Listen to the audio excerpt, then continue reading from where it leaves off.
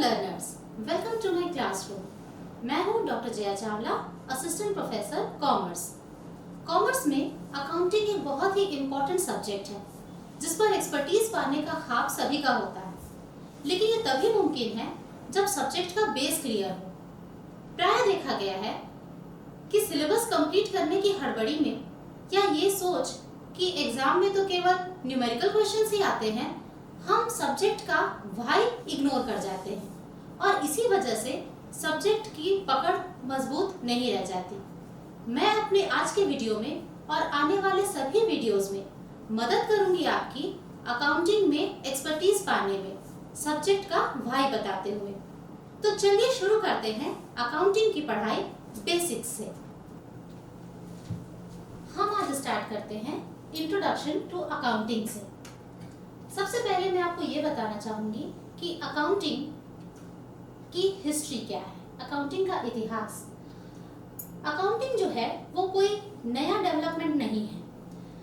Babylonia और Egypt जैसे civilisations में भी हम अकाउंटिंग के ट्रेसेस पाते हैं। भारत में कौटिल्य का जो अर्थशास्त्र है उसमें भी बुक्स ऑफ अकाउंट्स मेंटेन करने की बात कही गई है, लेकिन ऑफिशियली अकाउंटिंग तभी आया जब लूकस पैसियोली ने अपनी बुक में, जो कि 15th सेंचुरी में लिखी गई, उसमें उन्होंने डेबिट, क्रेडिट इस तरह की बातों को मेंशन किया। डबल एंट्री सिस्टम के बारे में भी उन्होंने बताया। उनकी बुक की एक लाइन है, all entries have to be double entries, that is if you make one creditor you must make one debtor. इसका मतलब देखिए कि उस समय भी डबल एंट्री सिस्टम की बात हो रही थी, डेटर क्रेडिटर की भी बातें होती थी। इसका मतलब कि अकाउंटिंग ऑफिशियली तभी से स्टार्ट हुआ होगा जब लूकस पैसियोली ने अपनी किताब लिखी। अब हम ये जानेंगे कि अकाउंटिंग का मतलब क्या है, what is the meaning of accounting. Meaning of accounting में हम ये जानते हैं कि accounting is an art and science. देखिए, अकाउंटिंग की बहुत सारे डेफिनेशंस आपको कई किताबों में मिलेंगी, लेकिन यहाँ पर मैंने आपको जो समझाया है ये वो है जो मैंने समझा सारे डेफिनेशंस को मिलाकर। अकाउंटिंग जो है वो एक आर्ट है। आर्ट इसीलिए कहा जाता है क्योंकि जैसे डांसिंग है, पेंटिंग है, सिंगिंग है, ये सारे आर्ट्स हम मेहनत करें अगर हम उसके ऊपर प्रैक्टिस करें तो हम धीरे से सीख जाते हैं। उसी तरह से अकाउंटिंग भी अगर आप धीरे धीरे उसके नॉलेज को लेते जाएं तो आप उसमें एक्सपर्ट हो जाएंगे, इसलिए ये एक आर्ट है। साइंस इसलिए है क्योंकि जिस तरह से साइंस कुछ प्रिंसिपल्स पर आधारित होता है, उसी तरह से अकाउंटिंग पर भी कुछ बेसिक कॉन्सेप्ट्स हैं, प्रिंसिपल्स हैं, कुछ रूल्स हैं, उन्हीं के आधार पर हम अकाउंटिंग करते हैं। कोई भी मनमाने ढंग से अकाउंटिंग नहीं कर सकता है। तो अकाउंटिंग एक आर्ट है, साइंस है of identifying transactions of physical financial nature। वो केवल उन्हीं ट्रांजैक्शंस को रिकॉर्ड करता है, उन्हीं ट्रांजैक्शंस को आइडेंटिफाई करता है जो कि फाइनेंशियल नेचर के होते हैं। अब देखिए, हम जब एक कंपनी की बात करते हैं या किसी व्यवसाय की बात करते हैं तो हम ये देखते हैं कि वहाँ पर विभिन्न प्रकार के ट्रांजैक्शंस होते हैं, लेकिन उन ट्रांजैक्शंस में से जरूरी है कि अकाउंटेंट पहले ये सेलेक्ट करे कि वो कौन से ट्रांजैक्शंस हैं जो हमारे व्यवसाय से संबंधित हैं। तो यही है identification of the financial transactions. दूसरा है classifying them on the basis of accounting principles. एक बार जब आपने उन ट्रांजैक्शंस को आइडेंटिफाई कर लिया जो हमारे व्यवसाय से संबंधित हैं और जो फाइनेंशियल नेचर के हैं, तो उसके बाद नेक्स्ट हमारा आता है कि आप उन ट्रांजैक्शंस को क्लासिफाई करिए। एक जैसे ट्रांजैक्शंस एक जगह हो जाएं, यही क्लासिफिकेशन है, और उसके बाद आप उन्हें प्रॉपर बुक्स ऑफ अकाउंट्स में रिकॉर्ड करिए। देखिए, आइडेंटिफिकेशन, क्लासिफिकेशन और रिकॉर्डिंग ये सारी बातें बुक कीपिंग के अंतर्गत आती हैं। बुक कीपिंग में हम पहले ट्रांजैक्शंस को आइडेंटिफाई करते हैं, फिर हम उन्हें क्लासिफाई करते हैं और फिर हम उन्हें प्रॉपर बुक्स ऑफ अकाउंट्स में रिकॉर्ड कर लेते हैं। उसके बाद आता है प्रिपेयरिंग फाइनेंशियल स्टेटमेंट्स। जब क्लासिफिकेशन हो गया, बुक्स में रिकॉर्ड हो गया, तो उसके बाद अब आपको फाइनेंशियल स्टेटमेंट्स बनाने होते हैं। फाइनेंशियल स्टेटमेंट्स हम इसलिए बनाते हैं कि हमें व्यवसाय की फाइनेंशियल कंडीशन के बारे में पता चले। तो फाइनेंशियल स्टेटमेंट्स बनाना और उसके बाद उन फाइनेंशियल स्टेटमेंट्स को एनालाइज करना। एनालाइज करने का मतलब होता है कि आप उन फाइनेंशियल स्टेटमेंट्स को देखते हैं, समझते हैं, उनसे इंफॉर्मेशंस निकालते हैं, जिससे कि ये समझ में आता है कि व्यवसाय की फाइनेंशियल कंडीशन कैसी है और आगे जाकर हम उसे कंपैरिजन के लिए भी यूज कर सकते हैं। इतना करना हमारे अकाउंटिंग का पर्पस है। अकाउंटिंग में हम फाइनेंशियल स्टेटमेंट्स बनाते हैं और उन्हें एनालाइज करते हैं। उसके पश्चात then making it available to the people who need it for decision making. Decision making के लिए जिन्हें इन सारी इंफॉर्मेशंस की जरूरत है, उन्हें ये इंफॉर्मेशंस उपलब्ध कराना, ये भी अकाउंटिंग के अंतर्गत आता है, जिसे हम मैनेजमेंट अकाउंटिंग कहते हैं।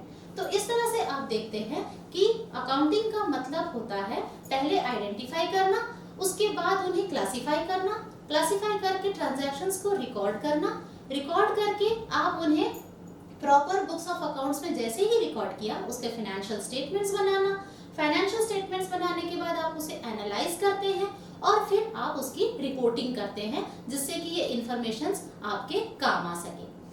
अब हम जानेंगे आगे कि इन्हीं मीनिंग से, ये जो डेफिनेशंस हैं और जो मीनिंग्स हैं, इन्हीं के आधार पर हम अकाउंटिंग के कुछ एट्रीब्यूट्स निकालते हैं। एट्रीब्यूट्स मतलब इसका स्कोप, इसके अंतर्गत होता क्या क्या है। तो सबसे पहला है आइडेंटिफिकेशन ऑफ ट्रांजैक्शंस। देखिए, ट्रांजैक्शंस का मतलब हुआ कि जब हम व्यवसाय करते हैं तो विभिन्न प्रकार के वहाँ पर इवेंट्स होती है, कई तरह के ट्रांजैक्शंस होते हैं। कभी हम किसी एम्प्लॉय को अपने बिजनेस में नौकरी देते हैं, तो जब आपने किसी एम्प्लॉय को नौकरी दिया तो ये एक इवेंट तो है, आपके व्यवसाय में कुछ घटना घटित तो हुई, लेकिन ये फाइनेंशियल टर्म्स में मेजरेबल नहीं है, आप इसे फाइनेंशियल टर्म्स में मेजर नहीं कर सकते।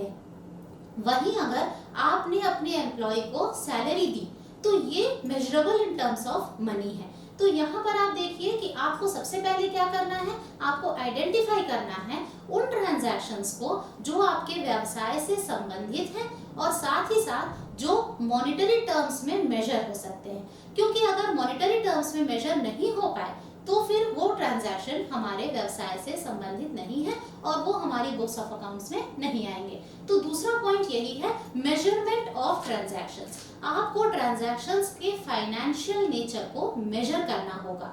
अगर वो measurable in terms of money नहीं है तो फिर वो व्यवसाय के अंतर्गत बुक्स ऑफ अकाउंट्स में एंटर नहीं होगा। नेक्स्ट पॉइंट है हमारा रिकॉर्डिंग ऑफ द ट्रांजैक्शंस। देखिए, ट्रांजैक्शंस बहुत सारे होते हैं, व्यवसाय कोई छोटा मोटा तो होता नहीं, उसमें बहुत सारे ट्रांजैक्शंस होते हैं और किसी भी अकाउंटेंट के लिए ये बहुत मुश्किल है कि वो हर वक्त ये याद रखे कि कितने सारे ट्रांजैक्शंस हो चुके हैं। इसीलिए उन्हें रिकॉर्ड करना बहुत इंपॉर्टेंट है। तो जो फर्स्ट बुक ऑफ एंट्री, या हम जिसे book of original entry, book of prime entry कहते हैं, जर्नल, तो जर्नल में हमें ये ट्रांजैक्शंस रिकॉर्ड करने होते हैं on the basis of certain principles. कुछ अकाउंटिंग प्रिंसिपल्स हैं, रूल्स हैं, रेगुलेशंस हैं, क्योंकि ये साइंस है तो इसके कुछ रूल्स एंड रेगुलेशंस हैं, उनके आधार पर हम ट्रांजैक्शंस को रिकॉर्ड करते हैं in the books of first entry. कई तरह की बुक्स हैं जो सब्सिडियरी बुक्स हैं, जैसे परचेज बुक है, सेल्स बुक है, purchase returns book, sales returns book, journal proper है, बिल्स रिसीवेबल है, बिल्स पेएबल बुक है। ये सारी की सारी रिकॉर्डिंग ऑफ ट्रांजैक्शंस के अंतर्गत आती हैं। इसके तुरंत बाद हमें करना होता है क्लासिफिकेशन। क्लासिफिकेशन का मतलब होता है एक जैसे अकाउंट्स, एक जैसे ट्रांजैक्शंस को आप एक अकाउंट के अंतर्गत ले आते हैं। जैसे मान लीजिए मिस्टर राम के साथ हमारे बहुत सारे ट्रांजैक्शंस होते हैं, कभी हम उनसे सामान खरीदते हैं, कभी वो हमसे सामान खरीदते हैं। तो इस तरह से मिस्टर राम का हम एक अकाउंट बना लेते हैं और जब हम उसमें सारे ट्रांजैक्शंस जो मिस्टर राम से रिलेटेड हैं वो हम वहां पर एंटर करते हैं, तो at the end of the year हमें ये बड़ी आसानी से पता चल जाएगा कि मिस्टर राम को हमें कितना देना है या हमें मिस्टर राम से कितना लेना है। तो क्लासिफिकेशन ऑफ ट्रांजैक्शंस हम कहाँ पर करते हैं? ये हम करते हैं लेजर में। उसके बाद आपका आता है समराइजिंग। जब आपने सारे ट्रांजैक्शंस रिकॉर्ड कर लिए, उन्हें क्लासिफाई करके लेजर में पोस्ट कर लिया, तो अब आती है बात आपकी समराइज करना। समराइज करना मतलब अब उससे इंफॉर्मेशन निकालना। तो समराइज करने के लिए जरूरी है कि आप उन्हें फाइनेंशियल स्टेटमेंट्स बनाने के लिए हेल्प करें। नेक्स्ट आपका पॉइंट आता है एनालाइजिंग एंड इंटरप्रेटिंग। देखिए समराइजिंग में हमने क्या किया, समराइजिंग में हमने ट्रेडिंग अकाउंट बनाया, पीएल अकाउंट बनाया, बैलेंस शीट बनाई, जिससे कि हमें ये पता चला कि हमारा प्रॉफिट एंड लॉस सिचुएशन क्या है, हमारे कितने एसेट्स हैं, प्रोप्राइटर्स इक्विटी क्या है। तो ये सारी बातें हमें समराइजिंग के समय पता चल गई। जब हमें समराइज हो गए ट्रांजैक्शंस, तो अब हमें क्या करना है, उन्हें एनालाइज करना है। एनालाइज करना मतलब अब आपको अपनी वस्तु स्थिति देखनी है, आपको अपनी फाइनेंशियल कंडीशन, आपकी at any particular point of time क्या कंडीशन है फाइनेंशियली, ये देखना है और रिजल्ट्स इंटरप्रेट करने हैं। इसके बाद आता है रिपोर्टिंग और कम्युनिकेटिंग। रिपोर्टिंग का मतलब है कि जब आपने एनालाइज कर लिया, आपने अपनी स्थिति जान ली, तो अब आपको क्या करना है, कई बिजनेस से संबंधित कई लोग होते हैं, ना केवल हमारे व्यवसाय के अंदर बल्कि व्यवसाय से बाहर भी, जैसे गवर्नमेंट है, सोसाइटी है, हमारे इन्वेस्टर्स हैं, शेयर होल्डर्स हैं, ये लोग भी जानना चाहते हैं कि हमारे व्यवसाय में क्या हो रहा है। तो उन्हें रिपोर्ट करना, उन्हें इंफॉर्मेशंस प्रोवाइड करना, ये भी अकाउंटिंग का ही एक हिस्सा होता है। अब हम नेक्स्ट आते हैं बुक कीपिंग, अकाउंटिंग और अकाउंटेंसी के बीच का रिलेशन देखने के लिए। देखिए कई बार बुक कीपिंग और अकाउंटिंग, इन दोनों के बीच में लोग कंफ्यूज हो जाते हैं। बुक कीपिंग को अकाउंटिंग, अकाउंटिंग को बुक कीपिंग, इस तरह से कंफ्यूज्ड वे में बातें करते हैं। लेकिन एक सिंपल तरीका है, जैसा मैंने यहाँ पर बनाकर दिखाया है, आप देख सकते हैं कि बुक कीपिंग जो है वो अकाउंटिंग का एक हिस्सा है। अकाउंटिंग बुक कीपिंग से कहीं ज्यादा है। पहली स्लाइड में मैंने आपको बताया था कि बुक कीपिंग का मतलब क्या होता है, identification of transaction, recording of transaction. तो रिकॉर्ड करना और क्लासिफाई करने तक का काम बुक कीपिंग के अंतर्गत आता है। उसके बाद फाइनेंशियल स्टेटमेंट्स बनाना और उससे एनालाइज और इंटरप्रेट करना अकाउंटिंग के अंतर्गत आता है। तो अकाउंटिंग एक वाइडर स्कोप है और बुक कीपिंग जो है वो कंपैरेटिवली उससे एक छोटी स्कोप में अंतर्गत आता है। और अकाउंटेंसी क्या है, तो अकाउंटेंसी का एक रूल्स और रेगुलेशंस हैं, वो सारे प्रिंसिपल्स, वो सारे रूल्स जो हमें डिटरमाइन करते हैं कि हम किस तरह से अकाउंटिंग या बुक कीपिंग करेंगे, वो रूल्स रेगुलेशंस अकाउंटेंसी है। तो ये कहा जा सकता है कि अकाउंटेंसी रूल्स रेगुलेशंस है, प्रिंसिपल्स है, और अकाउंटिंग जो है वो एक प्रोसेस है। ठीक है, उसके बाद अब हमारा नेक्स्ट टॉपिक आता है अकाउंटिंग इंफॉर्मेशन। देखिए जब हमने बात की कि हमें एनालाइज करना है और इंटरप्रेट करना है, तो हमें क्या करना है, हमें इंफॉर्मेशंस गैदर करनी है, अकाउंटिंग इंफॉर्मेशंस। ये अकाउंटिंग इंफॉर्मेशंस किस रूप में आती हैं, ये आती हैं फाइनेंशियल स्टेटमेंट्स के रूप में। Financial statements basically broad heading में अगर हम बात करें तो दो प्रकार के होते हैं। एक होता है हमारा पोजीशन स्टेटमेंट और एक होता है इनकम स्टेटमेंट। हम पोजीशन स्टेटमेंट क्या है, देखिए पोजीशन स्टेटमेंट का मतलब होता है किसी एक टाइम पर या किसी एक दिन पर आपकी क्या पोजीशन है, फाइनेंशियली आपकी क्या स्थिति है, आपके एसेट्स की क्या स्थिति है, आपकी लायबिलिटीज की क्या स्थिति है, आपके प्रोप्राइटर की इक्विटी की क्या स्थिति है। तो at any particular point of time आपकी क्या पोजीशन है, ये बताते हैं पोजीशन स्टेटमेंट्स, जिसमें आते हैं बैलेंस शीट। आपको याद होगा बैलेंस शीट के हेडिंग में हम लिखते हैं as on a particular date, balance sheet as on है। कैश फ्लो स्टेटमेंट्स ये भी हमारे मदद करते हैं कि कैश कितना फ्लो कर रहा है, कितना कैश आया, कितना कैश गया और नेट हमारे पास कितना कैश बचा है, ये बताने की हमारी हेल्प करते हैं cash flow statements. Balance sheet हमें मदद करते हैं बताने में हमारी एसेट्स की कंडीशन, हमारी लायबिलिटीज की कंडीशन और साथ ही साथ हमारे प्रोप्राइटर्स इक्विटी। इनकम स्टेटमेंट जो है, इनकम स्टेटमेंट हमें बताता है कि हमारी प्रॉफिट या लॉस की क्या सिचुएशन है, और ये हमें कौन बताता है, ये बताते हैं हमें ट्रेडिंग अकाउंट और profit and loss account. Trading account से हमें ग्रॉस प्रॉफिट का पता चलता है और प्रॉफिट एंड लॉस अकाउंट से हमें नेट प्रॉफिट का पता चलता है। अब इसके तुरंत बाद हम आते हैं अगली बात पर, जो है अकाउंटिंग सिस्टम्स। देखिए अकाउंटिंग सिस्टम बेसिकली दो प्रकार के हैं, एक तो है डबल एंट्री सिस्टम और दूसरा है single entry system. Double entry system एक कंप्लीट सिस्टम है, क्योंकि ये कहता है कि हर एक ट्रांजैक्शन के दोहरे इफेक्ट होते हैं। every transaction has a two-fold aspect. Two-fold aspect का मतलब होता है कि हर ट्रांजैक्शन में एक लेने वाला होता है और एक देने वाला होता है. That means in every transaction there is a debtor and there is a creditor. तो ये डेबिट और क्रेडिट एस्पेक्ट को जो लेकर चलता है वो है डबल एंट्री सिस्टम. लेकिन सिंगल एंट्री सिस्टम में हम देखते हैं कि सिंगल एंट्री सिस्टम जो है वो एक इनकम्प्लीट सिस्टम है. इनकम्प्लीट इसलिए है क्योंकि इसमें हर ट्रांजैक्शन की हम डबल एंट्री नहीं करते. कुछ की करते हैं, कुछ का केवल सिंगल एस्पेक्ट करते हैं और कुछ ट्रांजैक्शंस को तो टोटली इग्नोर कर दिया जाता है. इसलिए हम यहाँ पर सिंगल एंट्री सिस्टम की ये कमी है कि यहाँ पर आप trading account, PL account, balance sheet नहीं बना सकते हैं. इसलिए सिंगल एंट्री सिस्टम उतना रैम्पेंट नहीं है, उतना ज़्यादा फॉलो नहीं होता है.